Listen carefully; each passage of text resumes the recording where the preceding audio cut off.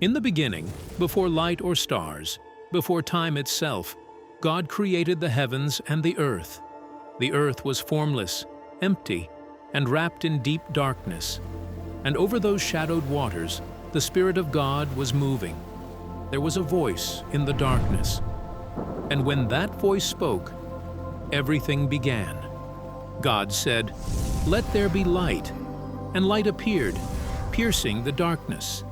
God saw that the light was good, and He separated the light from the darkness. He called the light day and the darkness night. This was the very first day. The next day, God spoke again. He separated the waters above from the waters below. He stretched out the sky, an expanse between heaven and earth, and it was good, evening and morning. On the third day, God gathered the waters together. Dry ground appeared. Oceans found their boundaries. Continents took shape. And it was good. But God wasn't finished. Life began to sprout. Grasses, flowers, and mighty trees burst forth, each bearing seeds after its own kind. Creation was growing in beauty and order. On the fourth day, God made two great lights, the sun to rule the day and the moon to rule the night. He scattered the stars across the sky, placing cosmic markers for seasons, days, and years. The rhythm of time was born. Sunrise, sunset, the passing of days. Time itself now had witnesses in the heavens. And it was good. Then came the fifth day. The waters began to move. Fish filled the seas, great creatures of the deep, and every living thing that swims. Above the earth He created winged creatures, birds soaring through the sky, their calls filling the morning air.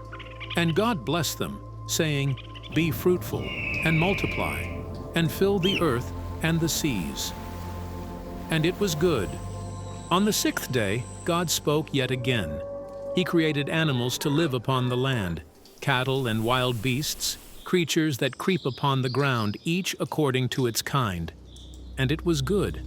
But then, something changed. The pattern shifts. God doesn't simply speak into emptiness. He says, "Let us make mankind in our image, in our likeness." This moment is different, more personal, more intentional. Humanity is not just spoken into being. Genesis tells us in chapter 2, God formed man from the dust of the ground and breathed into his nostrils the breath of life. Dust and divinity together. The first heartbeat was powered by the breath of God, and humanity became a living soul, not made like the animals, made in the image of God, given responsibility, given creativity, given authority. And God said, "Let man rule over the fish of the sea, the birds of the air, and every living creature." Creation now had a steward, and God saw everything He had made. And it was not just good, it was very good. God planted a garden in Eden, a place of beauty, provision, peace. Rivers flowed, trees bore fruit, life flourished without fear. And there, in the cool of the day, God walked with the man. Creation was never just about structure, it was about relationship. Humanity was not an accident, not random, not forgotten, formed with care, breathing borrowed breath, invited into fellowship. God saw that it was not good for man to be alone, so He formed woman, bone of his bone, flesh of his flesh, equal, complementary, together reflecting the image of their Creator. No shame, no fear, no brokenness, just harmony, with God, with each other, with creation. And in her, God revealed His design for relationship, partnership, shared purpose, the final, beautiful declaration that His creation was complete. By the seventh day, God finished His work, and He rested, not because He was tired, but because it was complete. He blessed the seventh day and made it holy. Creation was not rushed, it was ordered. Intentional, declared good, and woven into the fabric of existence was rhythm, work, rest, trust.